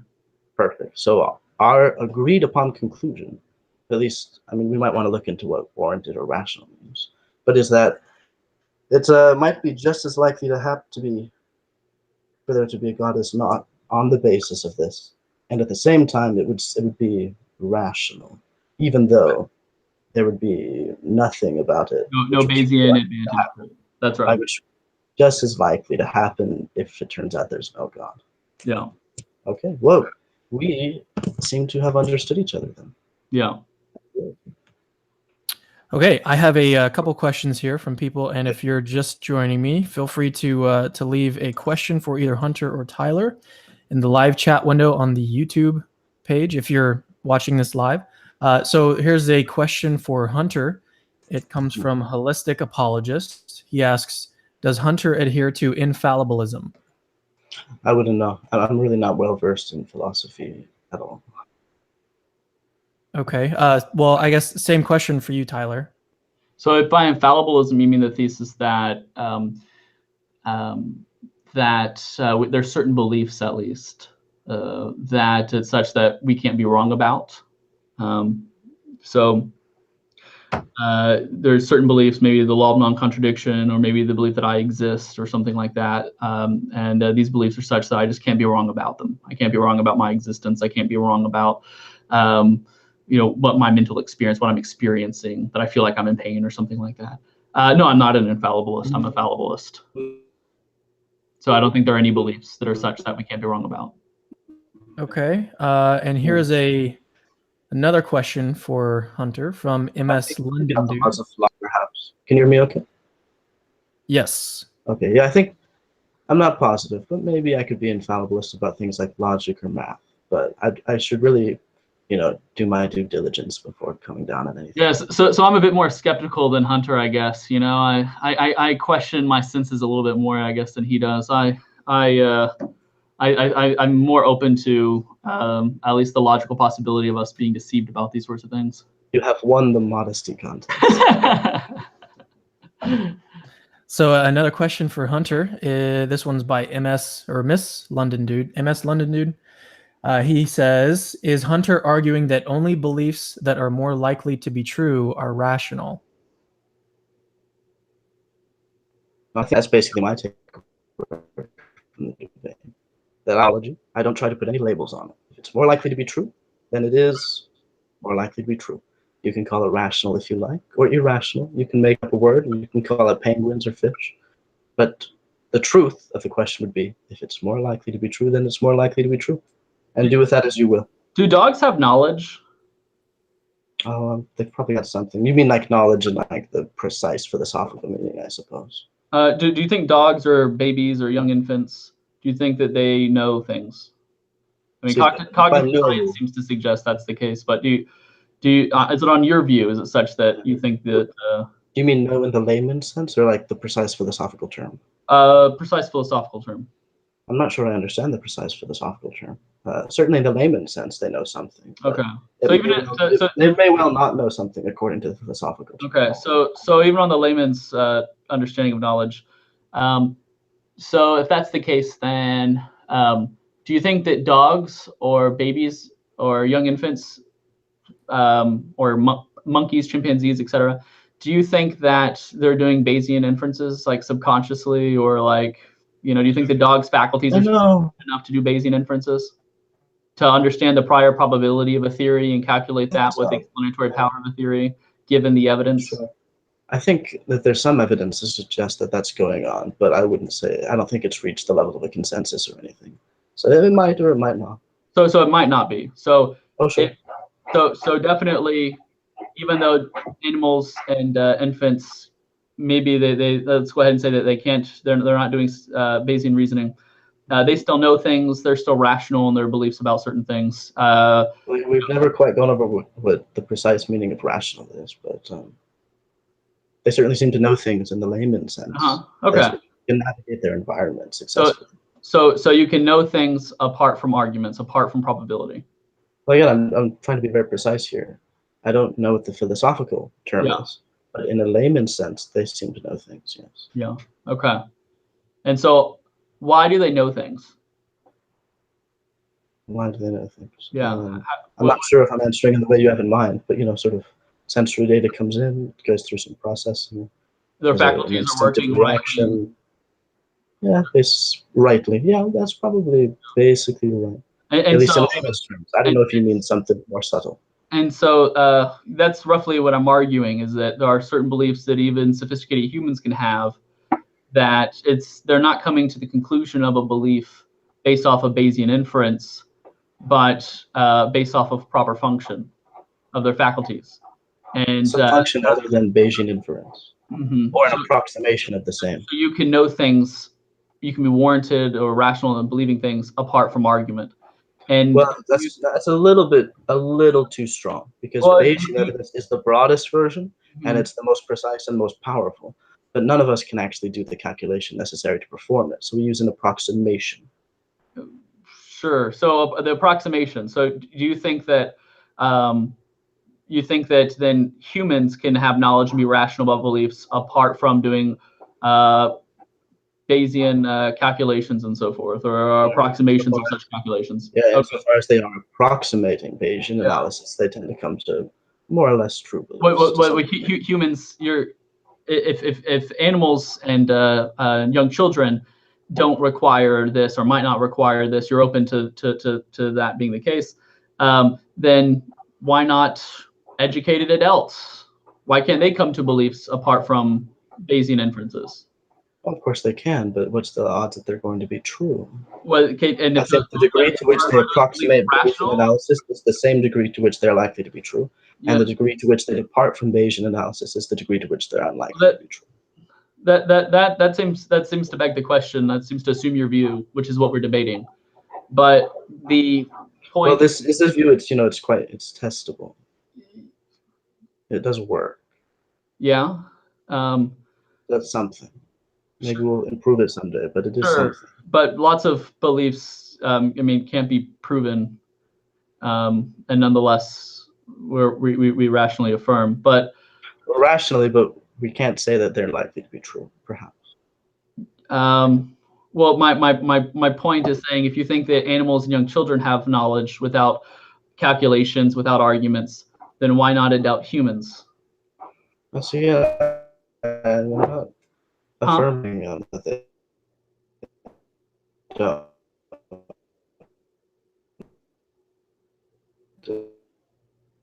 Is he cutting out for you as well? Yeah. Well, they may well have Hunter, if you can something. still hear us, Can you hear me now? Yeah. well, you cut out pretty much the entire response there. Can If hear you, me now? yeah, Yeah. Okay. Yeah. So animals, not even humans, none of us are using a perfect Bayesian analysis, but we're probably approximating it, sometimes more than at other times. And when we succeed, it's in the degree to which we're using an approximation of Bayesian analysis. Yeah. So you think? I thought you said earlier that it's possible that young infants and animals aren't doing Bayesian analysis when they're coming to their beliefs, and yet nonetheless they know and are rational, at least in layman's terms of these words. And so I'm saying, well, why can't we just say the same for educated adults? If what's at the heart of animals and infants knowing is faculties that are functioning properly and experiencing the right sort of sensory and so forth, then why can't we say the same about humans? Which I thought you would think that you can say, given that you seem quite open earlier to saying that that belief that God exists for a subject might be justified or warranted or rational. Right. So far as I know, there's no reason to think it's likely to be true. It may well have other properties apart from its likelihood of being true. Yeah, so I'm not so we sure. We haven't quite defined what those would be, but because I sort of put it aside to make my main point, which is for me, it's a focus on whether it's true. Yeah. It might be to go into those. So I'm not sure if you answered the question. So yeah, please. Yeah. So the question was why wouldn't you think, especially given what you said earlier, maybe you've throughout the conversation you've changed your view, you've come to a new development or that sort of thing, which is totally cool. I'm trying to clarify your view. You're wanting to say, or you're at least you're open to the idea that infants and animals have knowledge and are rational, at least in a layman's term of these, based off the proper function of their faculties. And so in reference to adults, sophisticated human adults, why couldn't we say the same thing there, that they can know things apart from arguments or apart from Bayesian calculations? And I thought you would think that, yeah, that could be the case, given that earlier you said that you were open to the idea that a subject could be rational or justified, or her belief could be warranted, that God exists, that you were open to that idea. I think the problem here might be an equivocation on the word proper. When I say proper, what I mean is coming to beliefs more likely to be true, and they're going to be proper insofar as they approximate Bayes, if not run it explicitly. If by proper you mean something else, like it can be like sort of, you can be justified, whatever that quite means. And it may well be the case that there's as always, that the beliefs are not likely to be true but are justified, or vice versa, are not justified but yet likely to be true. Where was the word proper being used? In what context? You said the proper functioning of their faculties. Yeah. And when you say proper, I assume not the achievement of official like rationality or warrant, but I interpret that as meaning achieves likely beliefs. Well, I thought likely to be the context though was that the infants and animals weren't doing this sort of approximation, and you said, yeah, that's possible the case, but nonetheless, they still be. I feel like we're getting tied down by definition. So in the layman's sense, they seem to know things. And in the layman's sense, they're perfectly fine. They're perfectly fine, but they can confuse us. So I have a follow-up from MS London Dude. He says, is someone somehow foolish, irrational, or silly etc., to believe something without knowing what the likelihood of the belief being true is. Who is that? I want to always. Oh, sorry, that's to Hunter. Yep. Okay. I have one for you, Tyler. All right. So I always want to cut to the same idea, which is to say that my main and central claim, and the one I'm most confident of, is that these are not likely to be true. If you're not doing something which is likely to be true, tautology. It's not likely to be true. That's all there is to it. Now, whether you want to call it foolish or not, I'll leave to others. I really have just the one point to make. Fair enough. All right. So Hayden Thomas asked, and this is to Tyler, how does God have warrant for his beliefs if he doesn't have a proper function or a designer? Yeah. So I don't think that that God is a person exactly like you and I are. I think you and I are. I think he's something like a person. In fact, I don't think that God actually even has parts. So I don't think he has faculties, or I don't think he has multiple properties and that sort of thing. I use God language analogically, not univocally. And so the what it exactly is like to be God, or I don't think there is a way for us humans to precisely describe God and exactly how he is, only analogically. So he doesn't have design plans and so forth. Again, he doesn't even have knowledge like you and I have knowledge. When we say that God knows something, it's used analogically, and so I just don't think that's. I think these sorts of things are beyond our kin. But if we're using knowledge in the way in which we are accustomed to, and how we talk about other species knowing or us knowing, that sort of knowledge, again, I don't think that applies to God. So I'm just saying that the sort of knowledge that we are discussing, the requirements are as follows. So that's the demarcation there. There's an objection here. It wasn't put in the form of a question, but it is directed to you. It says, it seems like Tyler is, in his proper functionalist account, begging the question against the Cartesian demon. I'm not sure exactly how to cash that out. Yeah, so notice how I kept expressing things in conditional. So if my faculties were functioning properly, if they were aimed at truth, if there's a high objective probability that the belief being produced under such conditions would be true, then the belief would be warranted. And so that's not begging the question. Begging the question would say, yeah, of course. Well, my faculties just are. I'm assuming that which is in question. I'm not in this case. I'm merely making conditional statements. And so we never did get to that. I wonder if it would be an interesting continuance. Is there some reason to think that the seeming of a God is a correctly functioning faculty? I'm sorry, you broke up again. Okay. Hello. Yes, I can hear you. Hello. Okay. We didn't get to this. It seems like it could be a useful point. Is there some reason to think that the seeming of a God to somebody is the result of a correctly functioning faculty? You mean designed by God to produce that belief or something? Maybe. Just if it's, well, I mean, it happens, but do we have some reason to say, I know what's going on here. I know that it's the production of a correctly functioning faculty.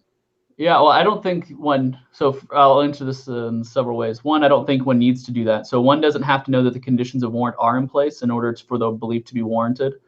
So there's a dog, for example, doesn't know if her beliefs are produced from the proper function conditions, yet nonetheless the dog knows. Or young infants, the same sort of story could be the case. So you don't have to know that you know. I mean, that's kind of like an internalist straitjacket that that the internalist seems to assume, or at least some internalists, not all. I don't want to gloss that for everyone.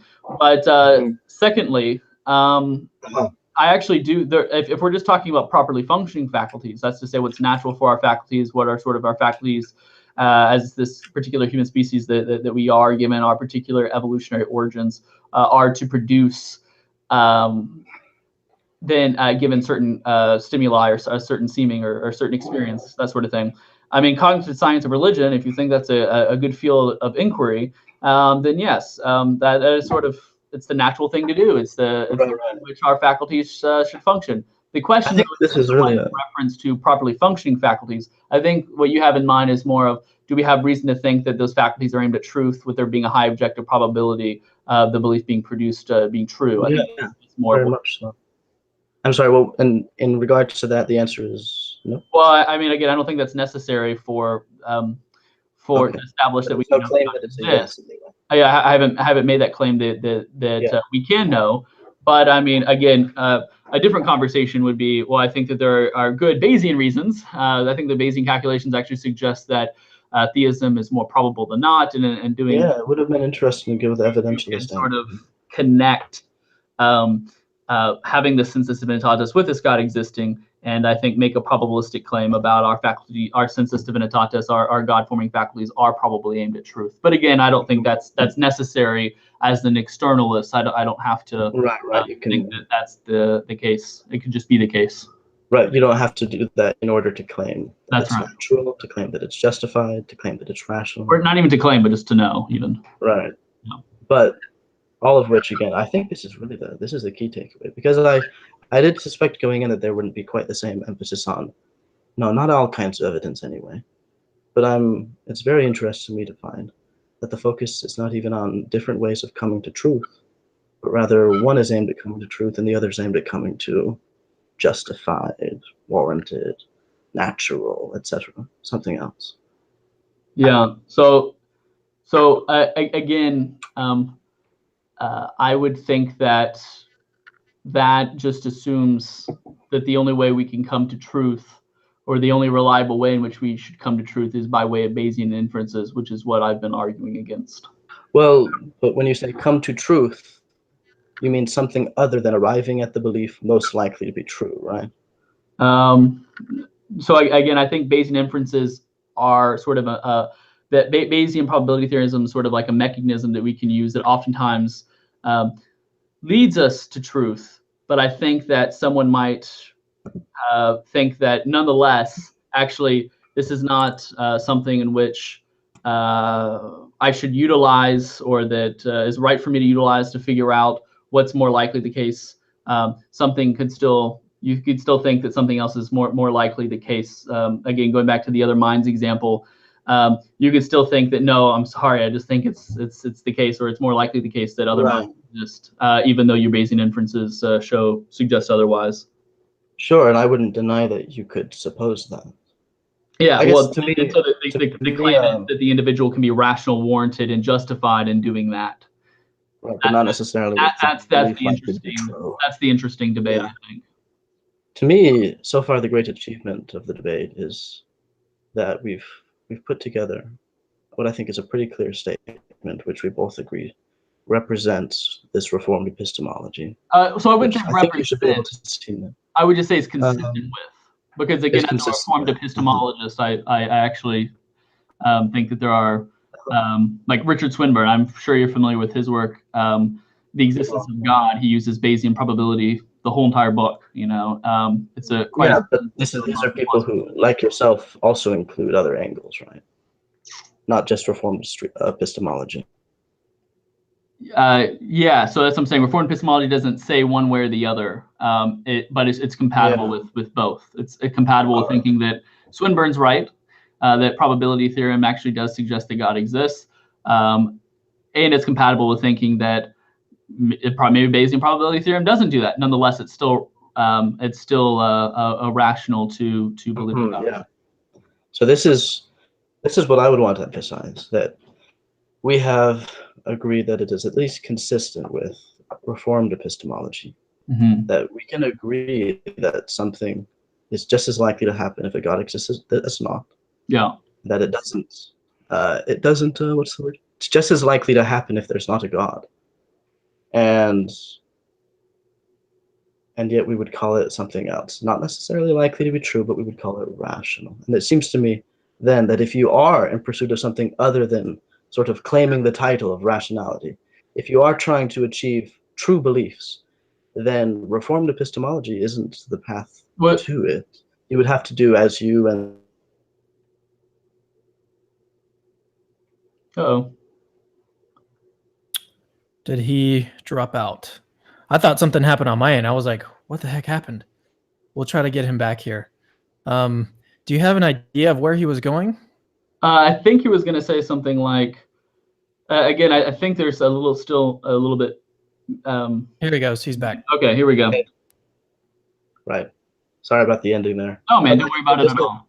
If you wanted to search for likely to be true beliefs, maybe you would want to switch to the evidentialist approach rather than the reformed epistemology.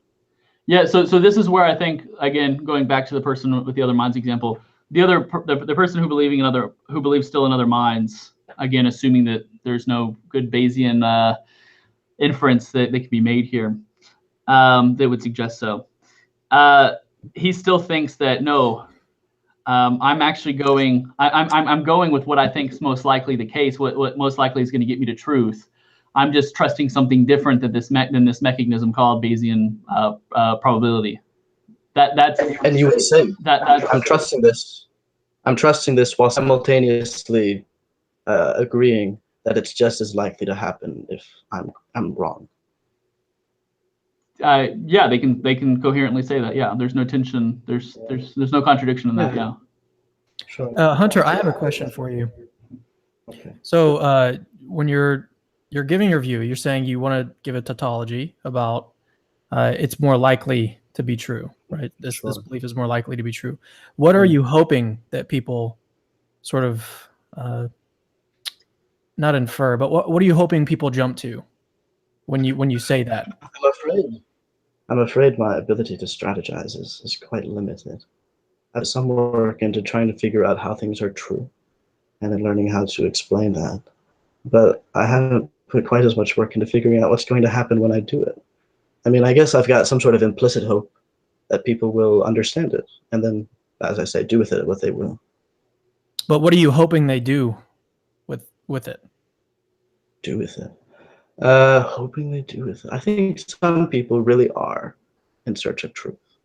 Like truth, not just, being rational or justified or what have you, but they're actually interested in and get off a bit on finding things that are likely to be true.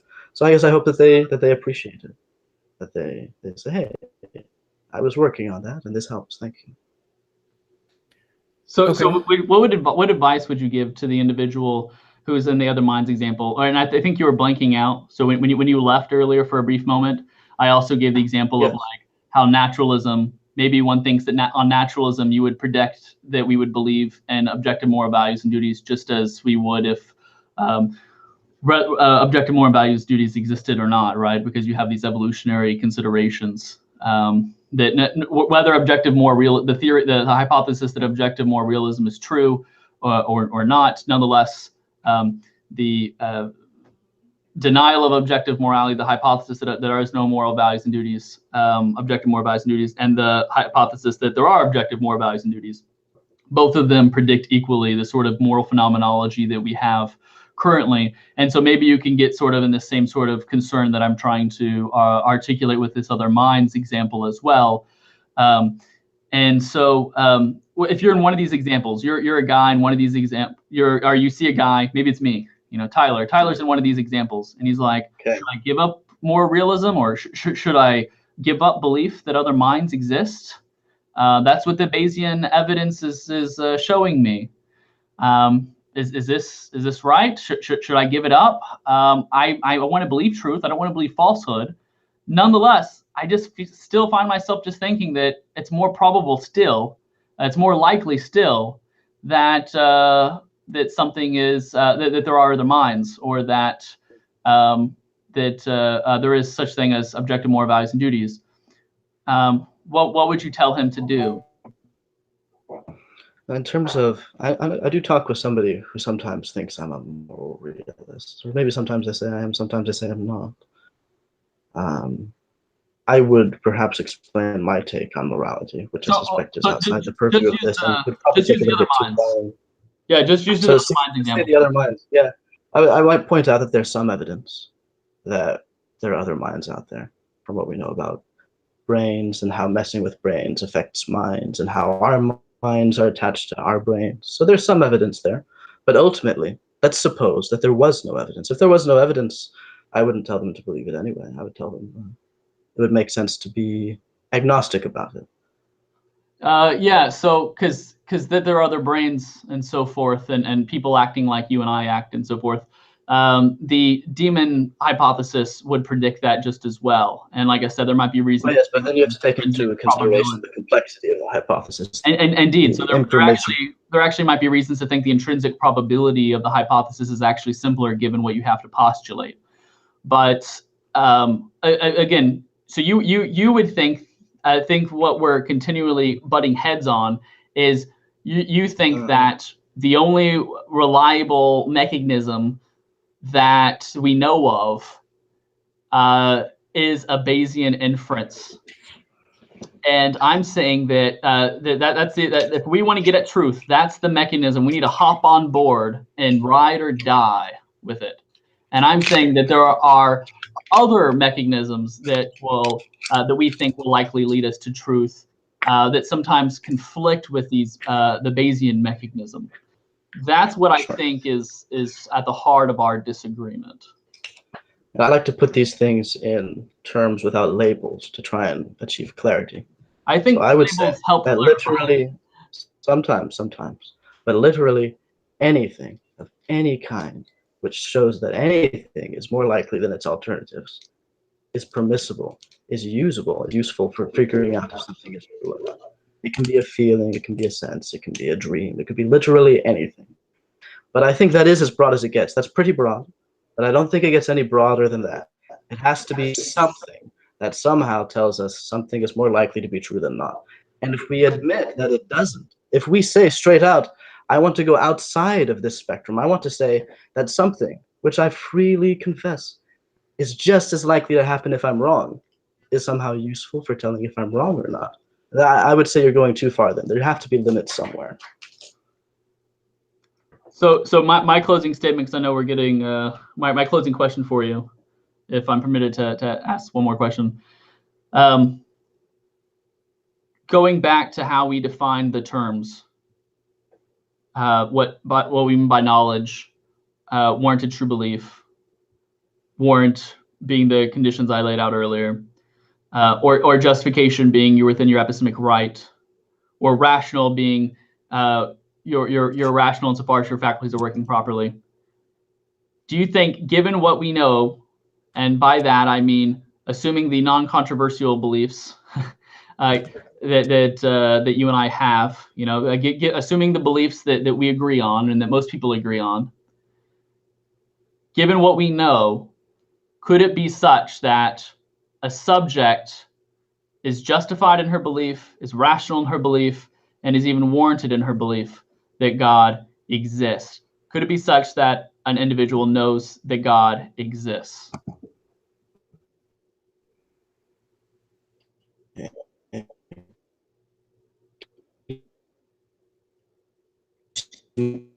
Hunter, you're cutting in and out again. Unfortunately, still cutting. I'm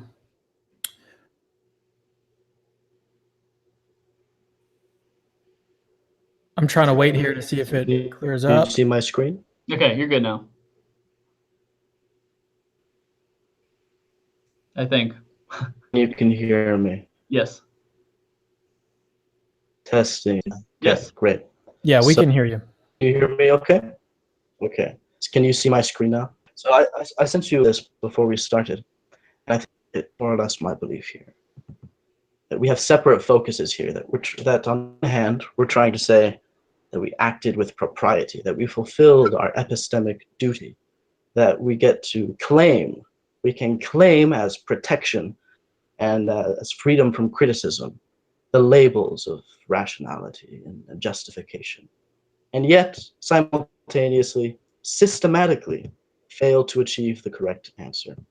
And so I'm fully willing to confess that according to certain definitions, it may well be that you have acted with propriety, that you have achieved certain goals, but failed at the one which I think is central, which is to achieve the correct answer. Well, that's all I got, sir. Well, yeah, so go ahead. So at this point, we have about 5 minutes left, and so we can do some closing remarks, take about 2 to 3 minutes just your reflections about the discussion, the dialogue, and then I'll go ahead and close it out. And why don't we start with you, Hunter, and then Tyler, and then I'll close it out. All right. Yeah, to me, the moment of greatest significance in our debate was probably when we managed to achieve the statement here. Here we are. If the seeming of a God is equally likely to happen if a God exists than if not, then seeing it, then experiencing that seeming, is just as likely to happen if there's not a God.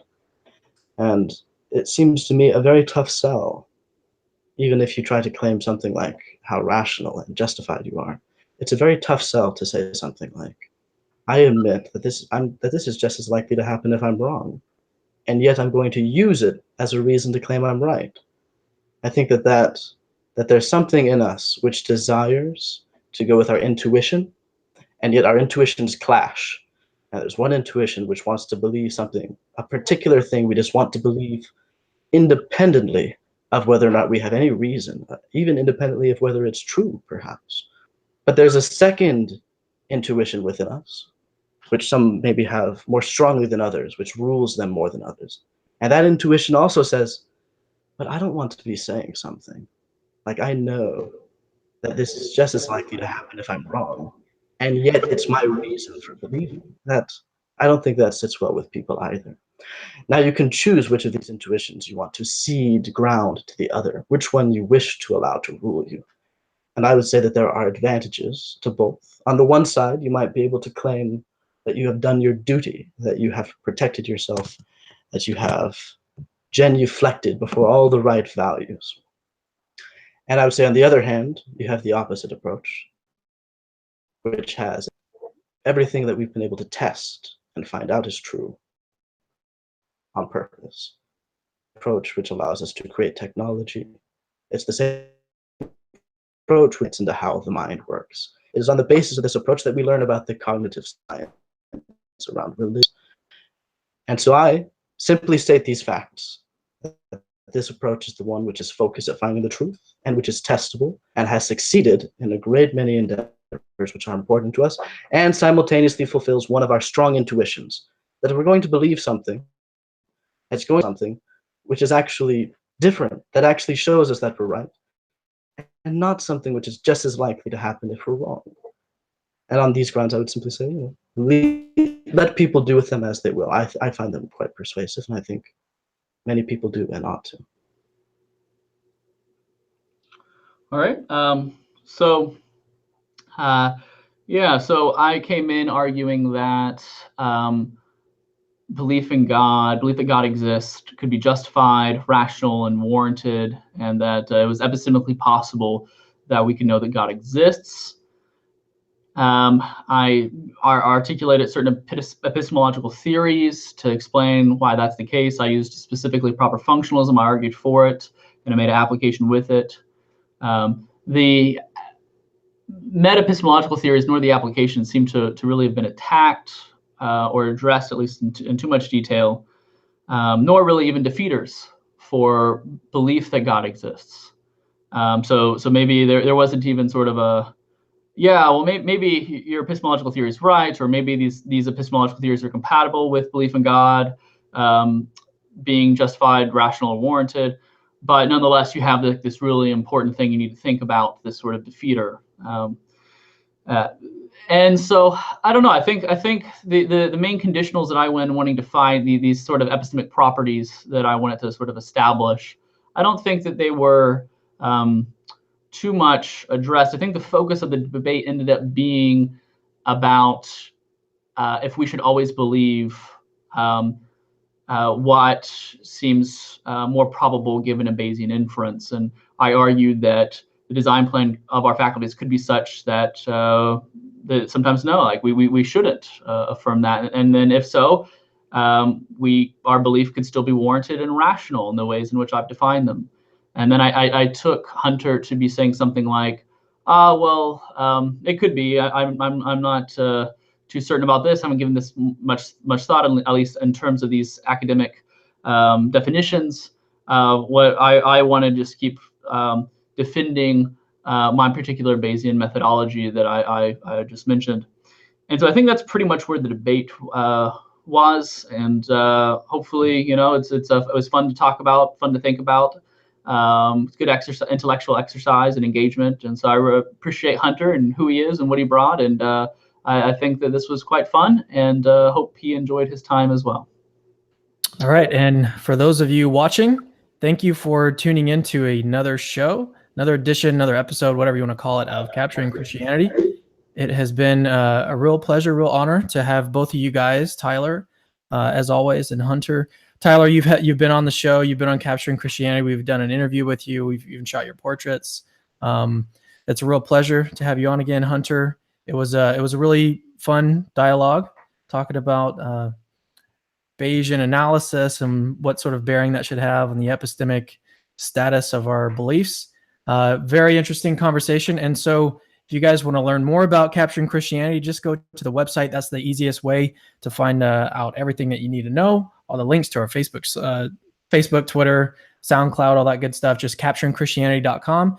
And until the next live discussion, we'll see you guys.